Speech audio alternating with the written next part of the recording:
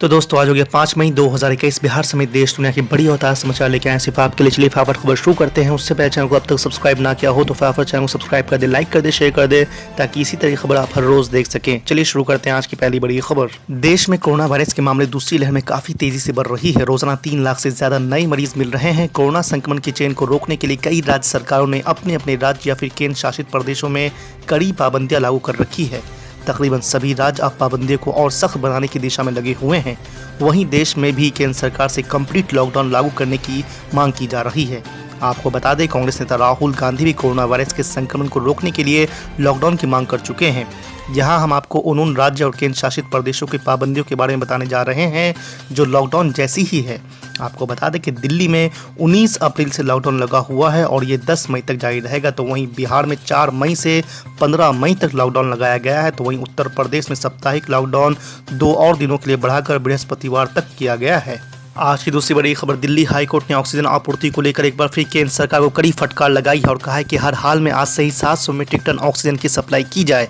Court ने केंद्र सरकार से यह भी पूछा है कि ऑक्सीजन की आपूर्ति पर आदेश की तामील नहीं कर पाने के लिए उसके खिलाफ अवमानना कार्रवाई क्यों नहीं शुरू की जाए। आपको बता दें कि हाईकोर्ट ने मौखिक टिप्पणी में कहा है कि सुप्रीम कोर्ट का आदेश है। अब हम भी कह रहे हैं कि केंद्र जैसे भी हो हर दिन दिल्ली को 700 मीट्रिक टन ऑक्सीजन की आपूर्ति करे। सुप्रीम कोर्ट के 30 अप्रैल के आदेश से साफ है कि उसने केंद्र को दिल्ली को 700 मीट्रिक टन ऑक्सीजन मुहैया कराने का निर्देश दिया है, न कि महज 490 मीट्रिक टन। आपको बता दें, कोविड-19 मरीजों के उपचार में ऑक्सीजन की कमी पर न्यायमूर्ति विपिन सांघी और न्यायमूर्ति रेखा पल्ली की पीठ ने केंद्र से कहा है कि आप शुतुरमुर्ग की तरह रेत में सर नहीं छुपा सकते हैं। हम ऐसा नहीं करेंगे। हाईकोर्ट ने केंद्र सरकार के उस दलील को खारिज कर दिया है कि मौजूदा चिकित्सीय ढांचे के आलोक में दिल्ली 700 मीट्रिक टन चिकित्सीय ऑक्सीजन की हकदार नहीं है। कोर्ट ने कहा है कि हम हर दिन इस खौफनाक हकीकत को देख रहे हैं कि लोगों को अस्पतालों में ऑक्सीजन या आईसीयू बेड नहीं मिल रहे हैं। कम गैस आपूर्ति के कारण बेड की संख्या घटा दी गई है। केंद्र सरकार से कहा है कि लगता है आप नहीं देख पा रहे हैं, आप अंधे हो सकते हैं, हमें दिख रहा है, हम अपनी आंख बंद नहीं कर सकते हैं। आज की तीसरी बड़ी खबर। पश्चिम बंगाल में विधानसभा चुनाव के नतीजों के बाद जारी हिंसा को लेकर पीएम नरेंद्र मोदी ने भी चिंता जताई है। बंगाल के गवर्नर जगदीप धनखड़ ने बताया कि पीएम नरेंद्र मोदी ने उनसे फोन पर बात की थी और राज्य में फैली हिंसा को लेकर चिंता जताई थी।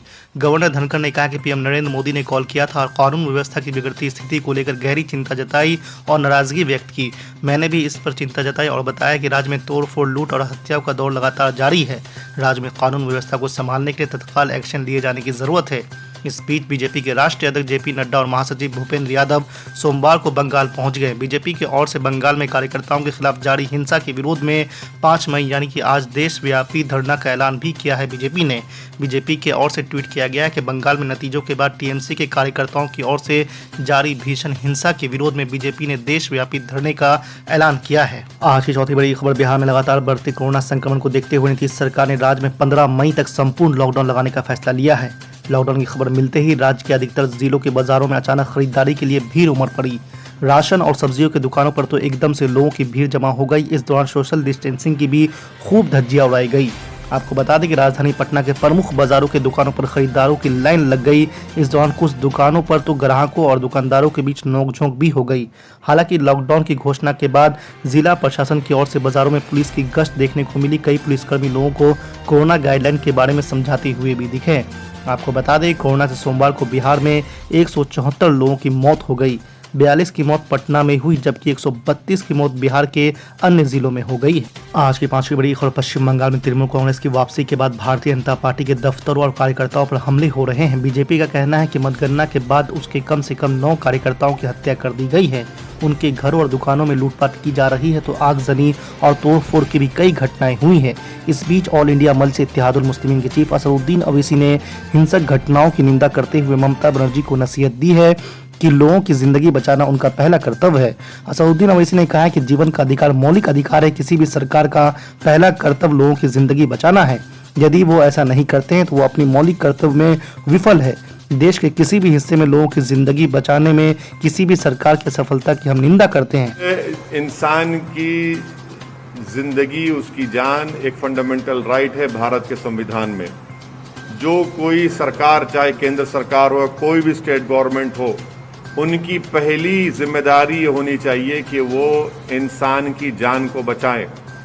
और अगर वो जान को नहीं बचाते तो वो अपने फंडामेंटल ड्यूटी में नाकाम साबित हो रही हैं। तो कॉन्स्टिट्यूशन में राइट टू लाइफ एक फंडामेंटल राइट है। जहां कहीं भी जिस देश के जिस किसी कोने में अगर कोई सरकार किसी भारत के नागरिक की या किसी भी इंसान की जान को बचाने में नाकाम है तो हम उसको कंडेम करते हैं।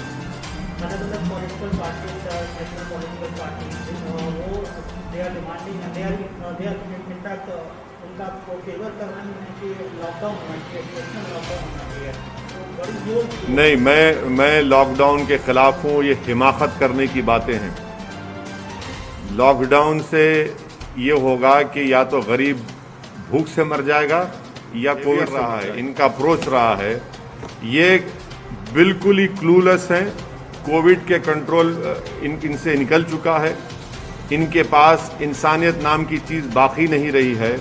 अगर बाकी होती तो इतनी बड़ी गलती कि फॉरेन कंट्रीज से 300 टन का emergency covid aid Delhi airport पर रुका हुआ है, जिसमें 5,500 ऑक्सीजन कॉन्सेंट्रेटर्स हैं, 3,200 ऑक्सीजन सिलेंडर हैं, 1,36,000 रेमडेसिविर इंजेक्शन है। अरे भाई, आप इसको अगर दिल्ली में दे देते, 5 किलोमीटर है जहां पर अस्पताल में ऑक्सीजन नहीं मिलने से डॉक्टर्स मर रहे हैं, पेशेंट्स मर रहे हैं, कर्नाटका में मर रहे हैं, आखिर 5 दिन आपको क्यों लगते हैं?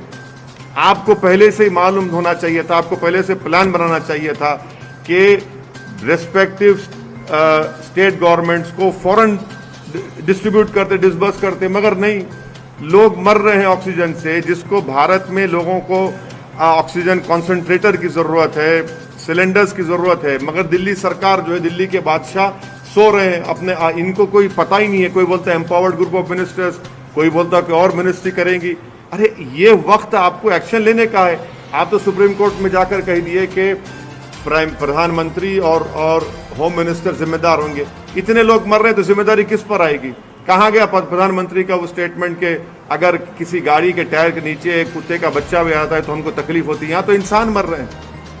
शमशान घाट में जगह नहीं है जलाने के लिए, लकड़ी नहीं है, क्रीमेटोरियम जो गैस के हैं वो खराब हो जा रहे हैं, कब्रिस्तान की जमीनें कम पड़ रही हैं।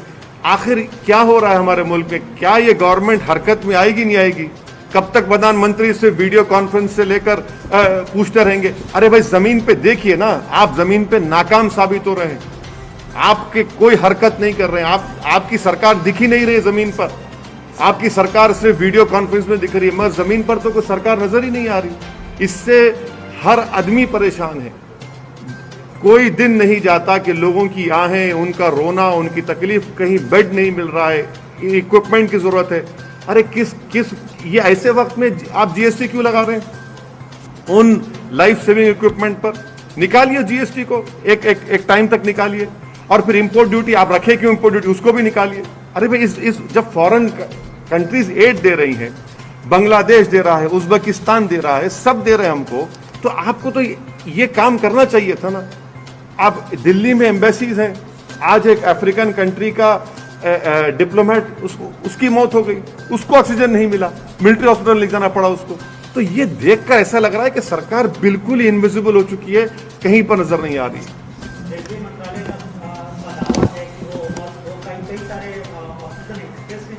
रेलवे मंत्रालय को सिर्फ इतना कहना चाहिए कि दिल्ली को कितने ऑक्सीजन की जरूरत थी, आपने कितना दिया पूरे देश में?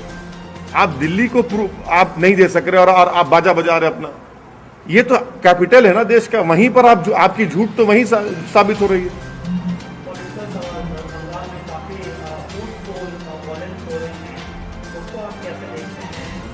नहीं, ये इंसान की जिंदगी, उसकी जान एक फंडामेंटल राइट है भारत के संविधान में।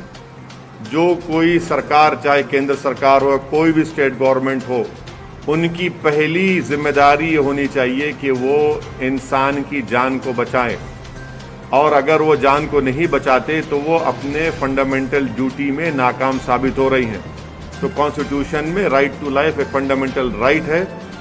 जहां कहीं भी जिस देश के जिस किसी कोने में अगर कोई सरकार किसी भारत के नागरिक की या किसी भी इंसान की जान को बचाने में नाकाम है तो हम उसको कंडेम करते हैं।